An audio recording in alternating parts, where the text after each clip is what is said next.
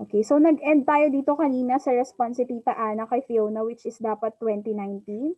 So i-review lang ulit natin yung parts na liham paanyaya. Meron tayong pamuhatan. Dito natin makikita ang dito, address nung sumulat at ang kanyang at ang date kung kailan niya ito sinulat. Tapos meron tayong batting. Ang tawag natin dito, class, batting. Ang tawag dito sa mahal kong Fiona? Panimula? Oo, bating panimula. At ito, yung mismong content ng letter, what do you call this, class? Katawan ng liham. Okay, katawan ng liham. Sige. Justin, ano naman tawag dito sa nagmamahal, sabi niya?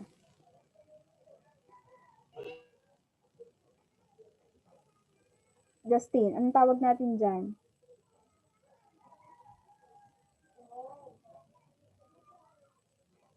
Kung may bating panimula, meron tayong bating Mikey, o si Mikey naman. Mikey, anong tawag natin dito sa nagmamahal? Sir, yung...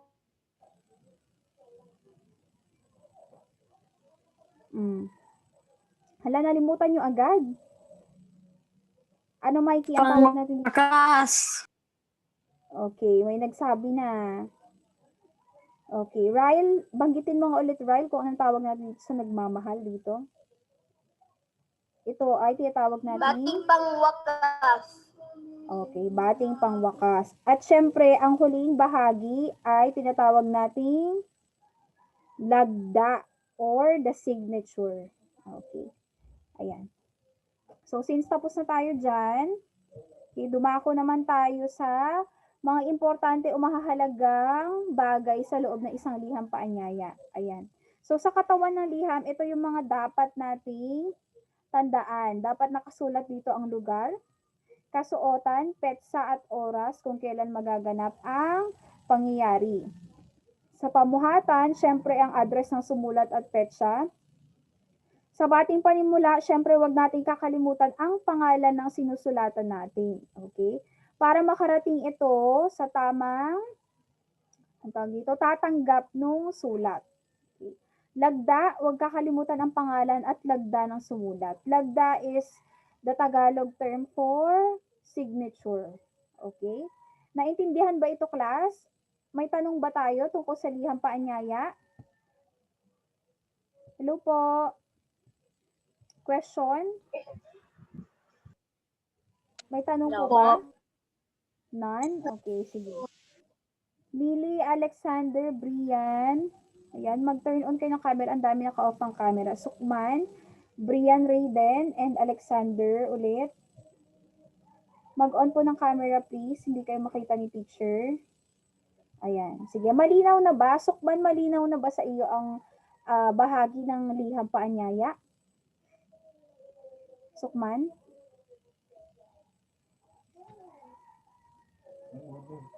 Hindi ko marinig, Sukman. Mag-unmute ka nga, Sukman. Ante, teacher.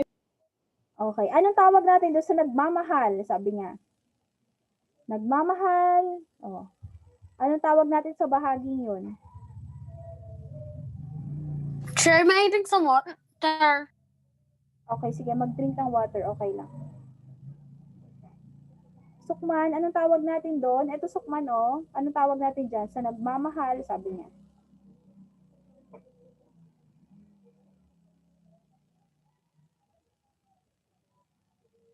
Hala, class. What happened? Ang dali lang nito. Limang parts pa lang itong di-discuss ko. Diba? Ulit nga po yung tanong. Anong tawag natin sa bahagi ng liham na ito? Ito, oh, yung nakaturo yung cursor ko, yung nagmamahal. Ending? Ending. May binanggit ba si teacher na ending? Okay, ayan, sige, si Mikey. Ayan, para makabawi si Mikey. Sir, bahagi po ng wakas. Bahagi ng wakas. Sir, yung Medyo mali. question, teacher? Oo, medyo mali yung pagkakabanggit mo. Yung pangalan, yung tita at ana. Hindi, ito po, itong nagmamahal. Bating Bating wakas. bating pangwakas. Okay. Ayan, class, oh. Ayan po, oh. O, titigan nyo mabuti para ma-gets nyo. Kanina pa. This is just simple. Okay, mag-mute po. Mag-mute ng microphone. O, gets na? Gets na, class? Pwede naman mag-move si teacher. Oh, what happened? Ano yun? Sino yun? Sino yung naka-unmute? Yan. Gian, bakit? Ano nangyari sa'yo? Laughing nga dyan sa recap. Okay. O, sige. Next na tayo, class, ha? Okay. Ngayon naman ay dadako tayo sa paggamit ng pangkalahatang sanggunian. Okay. Or in English, we're going to talk about different references. Okay. Pangkalahatan, general references. Okay.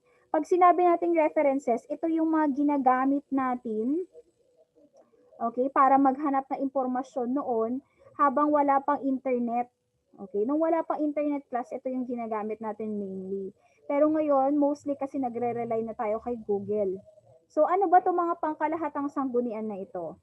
Yan, iisa-isahin natin. Ayan. Meron tayo ditong almanac, atlas, encyclopedia, at syempre ang dyaryo. Okay, hindi mawawala yan sa pangkalahatang sanggunian. Okay, tandaan nyo, klase, ang tawag natin sa mga ito ay pangkalahatang sanggunian. Okay.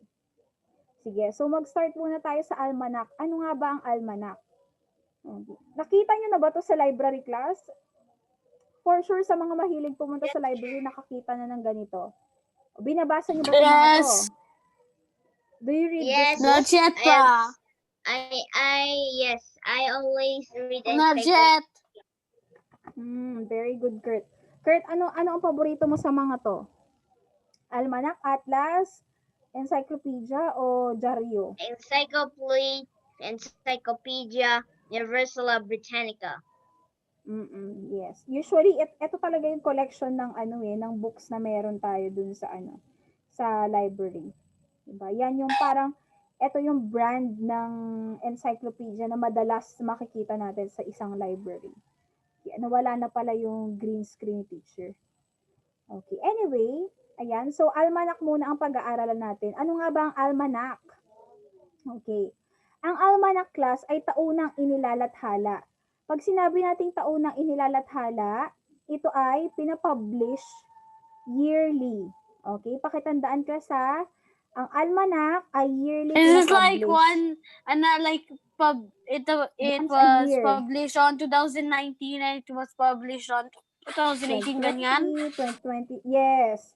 Every year, meron tayong almanac. Very good. Tama yung Gian. Every year. Once a year lang. Isang beses lang sa isang taon. Okay, wait lang. May nag-raise ng hand.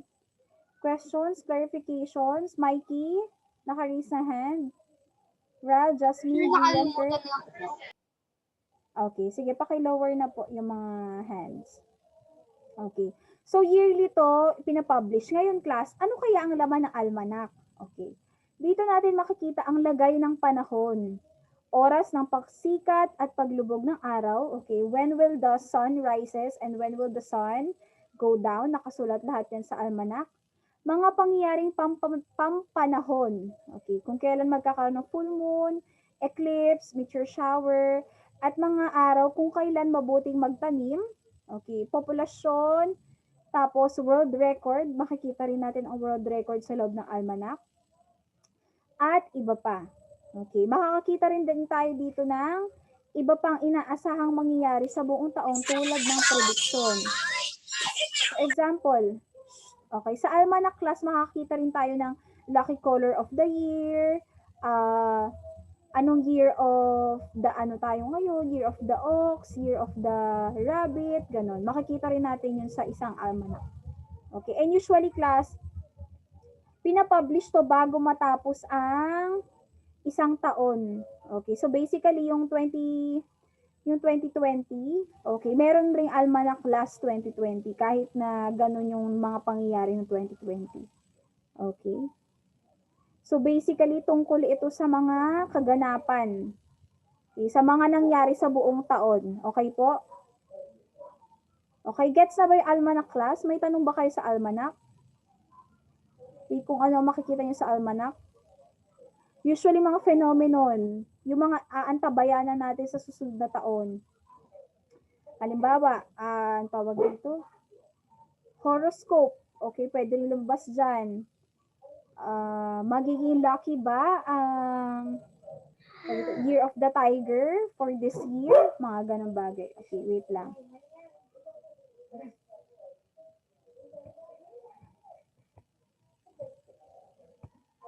Okay, so eto class, this 2021, meron din tayong bagong almanac. So kung napansin nyo, bago pa matapos ang 2020, meron na agad almanac 2021. O, diba? O, ayan class, o. With the cost of 720 pesos. Ayan.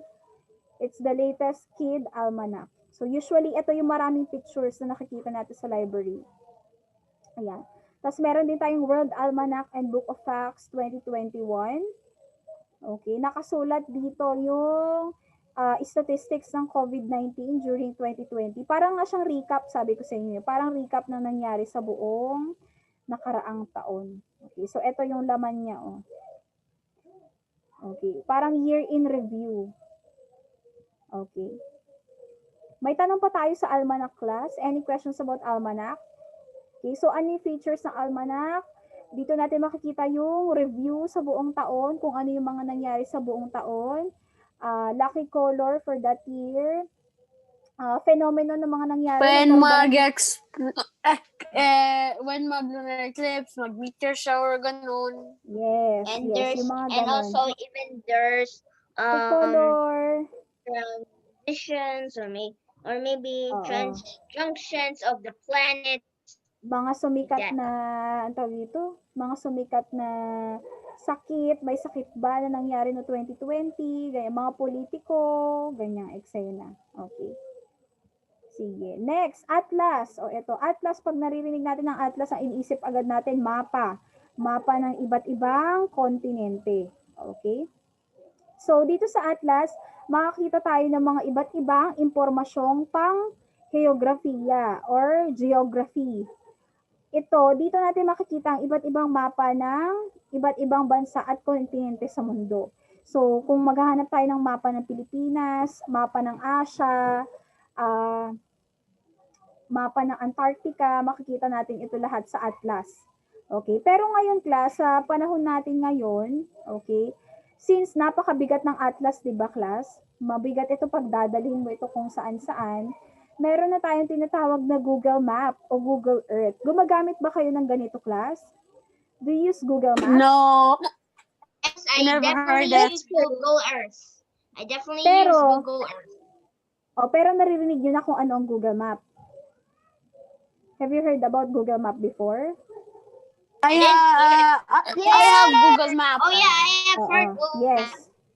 Parang It lahat ng gives cellphone may Google Map, di ba? exact size of content. Oo. I-on mo lang yung data, tapos pwede mo na i-search kung saan ka pupunta. For example, gusto mong malaman kung gaano kalayo or how many minutes ang travel from Kawayan to Ramon Isabela, ganun. O kaya from your place to CDC, ilang minuto ba ang ita-take nun, ganun. At kung hindi ka familiar sa streets class, magandang tulong din ang Google Map, di ba? Ito yung nagsasabi ng turn right, turn left, yung mga ganon. Sa tuwing nagda-drive ka at ginagamit mo siya. GPS. Okay? Yes, ginagamit siya ng mga, ang tawag dito, ng mga naliligaw. Uber? Pwedeng naliligaw, yes. Pwede rin na Uber. Very good, yes. So sa Google Map kasi, makikita hindi lang ang direksyon, kundi ang eksaktong itsura ng lugar, yes. So sa Google Map, meron din tayong tinatawag na iba't ibang klase ng view. May satellite view at yung actual na itsura ng establishment na hinahanap mo. So, hindi ka na malilito. Yun ang kagandahan ng Google Map compared sa Atlas, di ba? Ikaw ba naman 2021 na magdadala ka pa ng atlas habang hinahanap mo yung bahay ni Ryle, for example. O, di ba? Medyo mahirap yon. So, ayan. Google Map na ang ginagamit ngayon. Nakalagay din dito yung mga tunay na gusali. Okay? Anyong lupa, anyong tubig. Ano ba ang mga anyong lupa? River, sea, may sapa ba malapit sa bahay ni ganito? Okay. Anyong tubig, anyong lupa, burol, bundok, may burol, bundok ba sa kawayan, ganyan. At iba pang kalagayan ng lugar. Okay. Next. Naituturo din nito sa mga tao ang daan o direksyon papunta sa mga lugar. Okay. So, parang ganito class, yung itsura ng atlas. Atlas muna itong tinutukoy natin hindi yung Google Map. Ayan, tingnan nyo itong atlas. Medyo technical siya, hindi rin natin maintindihan. Okay, di ba? Do you know how to read the map? Okay, the longitude, latitude, yung mga ganong bagay. Napag-aralan nyo na ba yon? Sa AP nyo? Okay, so parang hindi pa. Kaya mas maganda tayong gumamit ng Google Map. Alam nyo class, Google Map is very user-friendly. Okay, ito, example ng Google Map. Ayan no, kung makikita nyo, ito tong may pin dito. Diyan siya manggagaling. Okay. Ay, ito yung location na pupuntahan niya, tapos nandito siya manggagaling. Ayan. So, makikita Sir, I mo think na I have that. Oo, lahat naman ng phone may ganito ngayon, Google Map. Okay, ito class, trinay kong i-Google Map ang tawag ito, CDC. Ayan ang lumabas. Okay. Ayan, makikita mo agad kung ano yung picture nung hinahanap mong establishment. Ayan, no, nakikita nyo class? Can you see it? Nakikita nyo po? Wait lang, I'll try to zoom it. Ayan. Nakita nyo class? O, ayan. Pwede mo i-click tong directions kung paano pumunta sa CDC. Ayan. Tapos, ito yung mga malalapit na establishments sa CDC. Ayan. Ayan yung CDC class, o. Tapos, Mabini Street. Ayan. Friendship Eatery and Native Delicacies. Rizal Bank. JM Ihaw. Ayan. Ayan yung mga malalapit sa kanya. Okay? Tapos, ito pa class, o. Ayan.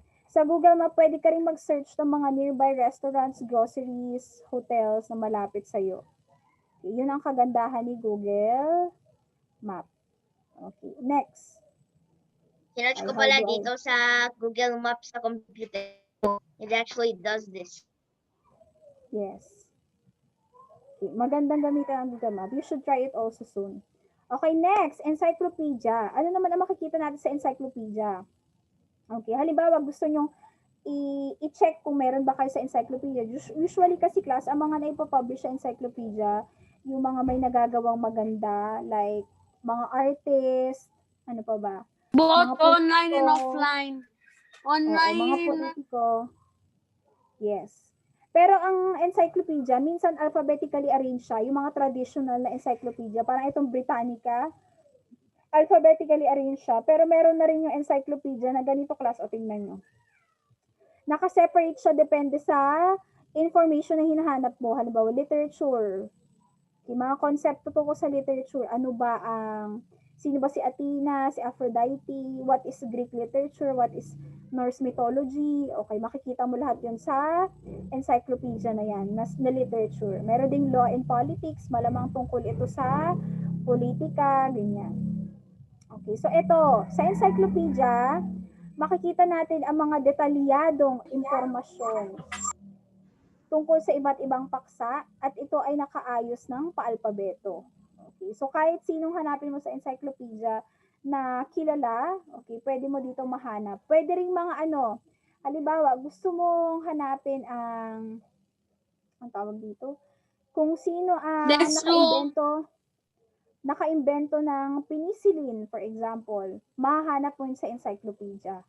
Okay, sino nakaimbento ng telepono, ganyan. Makikita mo yun sa encyclopedia. Sino ang Alexander Graham? Alexander Graham Bell, very good. Sino ang 16th president ng US? Makikita mo yun sa encyclopedia. Okay? Sir, may I go to the restroom? Okay, sige Gian, go na sa restroom. So, kagaya nung, ang tawag dito, nung Atlas class, meron na ring online version ng encyclopedia. Okay? Ito yung tinatawag nating online encyclopedia. Ang kagandahan niya, na-update ng madalas, mas bago ang mga impormasyon. Okay. Wikipedia class, Wikipedia is an example of online encyclopedia. Have you tried mag-Google tapos ang lumabas ay Wikipedia? Yep, Oo. I have tried it. Mm-mm. Pero sa totoo lang class, ang mga impormasyon sa Wikipedia ay hindi ganun ka-legit or hindi ganun katotoo kasi nai-edit ito. Okay? Kahit sino pwede i-edit ang pinopost sa Wikipedia. Okay?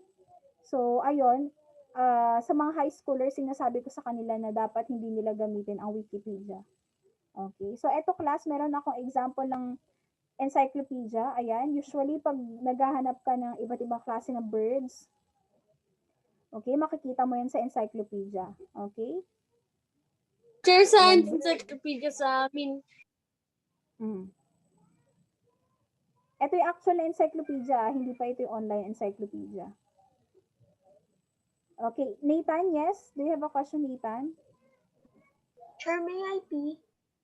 Okay, sige. Kurt, may tanong? Or magpipi rin? How about Jasmine?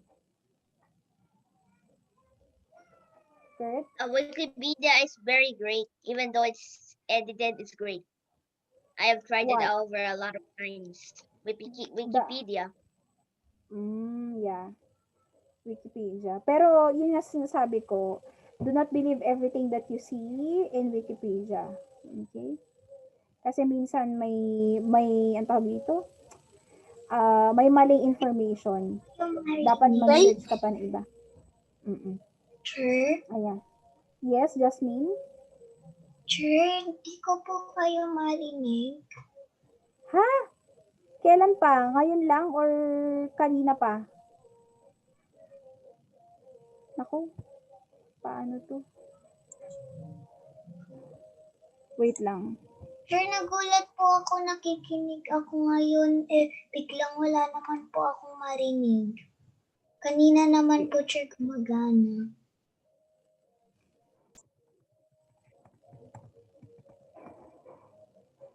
Oh, ayan, Jasmine, nag-message ako sa'yo.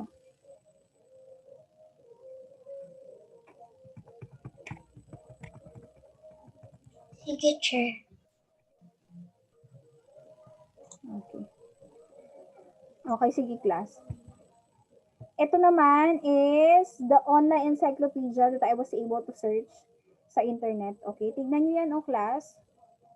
Ang kagandahan naman itong sa online encyclopedia, di ba kasi pag yung typical na encyclopedia, bubuksan mo pa yan isa-isa. Okay, para mahanap yung hinahanap mo. Although alphabetically arranged naman siya. Hassle, di ba? Hassle po maghanap sa ganun. Compared sa online encyclopedia, ayan class, gusto ko palang sabihin na ang Britannica na encyclopedia ay meron ding online version. Ayan. Dito, isa-search nyo lang kung sino yung, or kung ano yung isa-search nyo. Ayan, parang ito, tingnan nyo, si Taylor Swift yung sinerch ko. Ayan, lumabas siya. That she is an American singer, songwriter. Ayan, sa Britannica ito. Tapos ganyan, ganito yung lalabas na itsura no information about Taylor Swift. Okay. Ayan. Jasmine, okay na ba? Naririnig mo na ako? Sure, Jasmine? ako po. Nagsira po pala yung audio ko. Ay, Nagloko wala. po. Pero pwede na? Pwede na? Sure. Okay.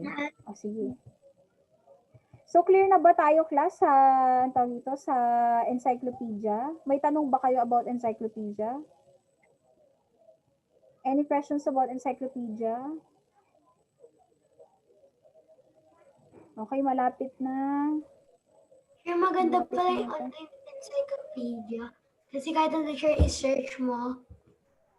Tama. Kahit anong i-search mo pwede. Yun naman ang maganda sa online encyclopedia. At saka, within few minutes lang, lalabas na, or few seconds, compared sa typical encyclopedia na bubuklatin mo pa isa-isa, di ba? Sobrang hassle. Okay, at ang last, pahayagan o dyaryo. So, compared sa, ang tawag dito? sa taunan o sa yearly pinapublish, atong pahayagan o dyaryo ay everyday pinapublish. Okay, di ba alam niyo to, class? Di ba? Nagbabasa pa ba kayo ng dyaryo ngayon, class? Do you still read the newspaper? O online na lang kayo tumitingin ng mga news? Okay, pwede lang din naman online. Oo, pwede lang din naman online pero sa trusted tayo like Inquirer, Manila Bulletin, Pero ayan, wala yan na yung- dyan ba o meron pa? meron pa diyan, meron pa rin, existing pa rin ang dyaryo na physical. Okay? Usually binabato lang to per household, 20 pesos isa, ganun. Okay, so ano ba ang mababasa natin sa isang dyaryo? Mababasa rito ang pinakasariwang balita at impormasyon. Yes. Alam niyo ba, class, ang galing nga ng mga nagsusulat ng dyaryo. Like, for a day, di ba? Sa isang buong araw na nakakapag-publish sila early in the morning, di ba? Ng news. Okay, next. Ito ay araw-araw inilalathala. Every day siyang pinapublish at may online version na rin. Okay? So, magpapakita ko ng samples ng dyaryo. Ayan, class. So, ito itong nakikita nyo dito, yung The Times. Example to ng newspaper sa ibang bansa. Ito yung tinatawag nating front page. Okay, front page ang tawag dyan. Tapos ito yung editorial. Ang editorial ay katabi ng editorial cartoon. Okay, kung nakakita na kayo ng ganito, yung usually black and white na drawing. Mm-mm. At usually, siya, exaggerated yung pagkakadrawing. Okay. At may opinion. Minsan, opinion tungkol sa death penalty, opinion tungkol sa abortion, mga ganyan. Yung mga current na topic. Okay, yun yung nilalagay nila sa editorial. So, kung nakikita nyo, class, napapansin nyo ba sa isang newspaper, hindi dire-diretso yung pagkakasulat. Parang ito, tingnan nyo, may division sila. Okay. This is to maximize the space. Okay, sa isang dyaryo. Kasi usually, 12 pages lang ang isang dyaryo. Okay. Tapos ito, for sure, nakakita na kayo ng part ng dyaryo na to, yung entertainment. Okay, merong Sudoku, merong, tawag dito, is that crossword? Okay, parang crossword. Oo, very good. Okay, so ito pa, meron din tayong obituary. Okay, class, tandaan nyo itong mga parts na binabanggit ko, mamaya ilabas ko to sa exam. Sige. Itong obituary, class, ito yung bahagi ng dyaryo na kung saan nakalagay yung mga taong namatay. Okay. So, kung sino-sino lang ba ang nilalagay nila sa obituary, hindi po. Okay. Itong obituary kasi nagbabayad rin yung mga kamag-anak nila para mailagay sila dito. Okay. Ayan. Tapos meron din tayong tinatawag na classified ads. Ito po yung classified ads. Dito tayo makakita ng mga trabaho, kung ikaw ay naghahanap ng trabaho. Okay, sa classified ads ka pupunta. Okay, yun lang, class. So, may seatwork tayo for today. The deadline is of course 7 days ulit. It's all about tungkol siya sa sangguniang pangkalahatan o ito mga pinag-aralan natin ngayon. Okay, so pwede nyo siyang gawin during your free time. Is it already time? Okay, time na pala. O, sige, class. Oo. Yun lang for today. Ayan. Happy New Year ulit and I'll see you next week. Bye-bye, everyone. Bye. Bye-bye. Bye. Bye-bye. Bye. Bye. Teacher. Bye.